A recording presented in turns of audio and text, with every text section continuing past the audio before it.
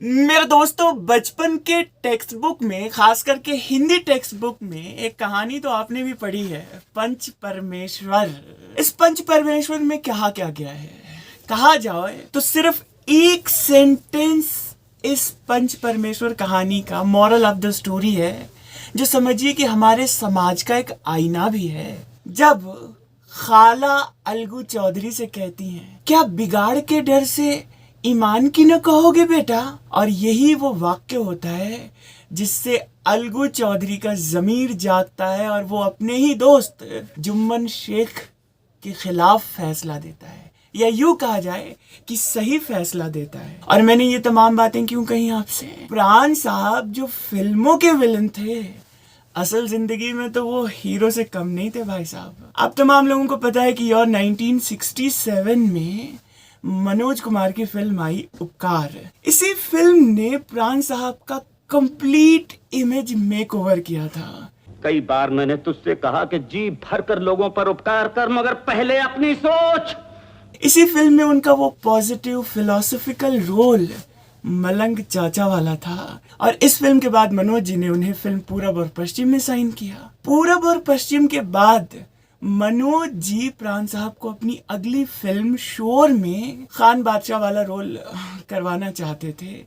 कहानी लेकर वो पहुंचे भी, मगर प्राण साहब ने स्क्रिप्ट सुनते ही साफ ये कहकर मना कर दिया कि अगर खान बादशाह वाला रोल तुम बदल दोगे तो मुझे इस रोल को करने में कोई एतराज नहीं, बस इस कैरेक्टर को बदल दो। मनोज जी ने पूछा कि क्यों, इसमें क्या खराबी है?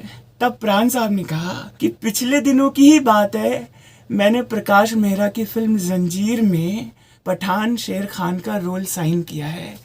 अस्सलाम वालेकुम इंस्पेक्टर, हमारा खुशकिस्मती कि तुम्हारे जैसे बड़े ऑफिसर ने हमको याद किया। और उसी रोल से हूबहू मिलता जुलता ये रोल है तेरा। सो मैं एक साथ दो फिल्मों में एक तरह के रोल नहीं करता। मनोज जी को ये गुमान था कि जिस तरह से उन्होंने प्राण साहब का इमेज मेकओवर किया तो प्राण साहब उनके फेवर में चले जाएंगे।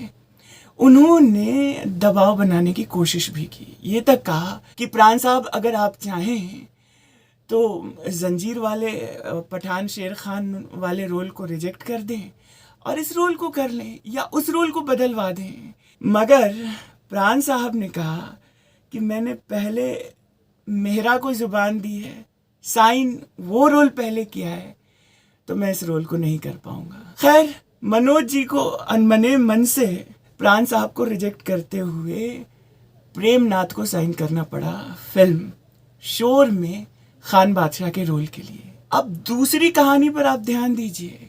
1972 में ही प्राण साहब की एक और फिल्म आती है बेईमान।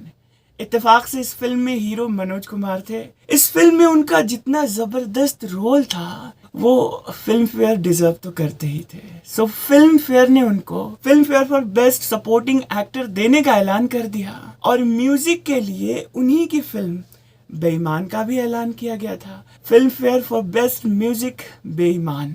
मगर प्राण साहब ने जब ये film fair for best music वाला सुना तो उनके मन में एक बात जो थी वो जैसे चुभ गई कि ऐसे कैसे हो सकता है। इसी साल फिल्म रिलीज हुई है पाकीज़ा। पाकीज़ा का म्यूजिक और बेईमान का म्यूजिक दोनों के बीच जमीन आसमान का फर्क है।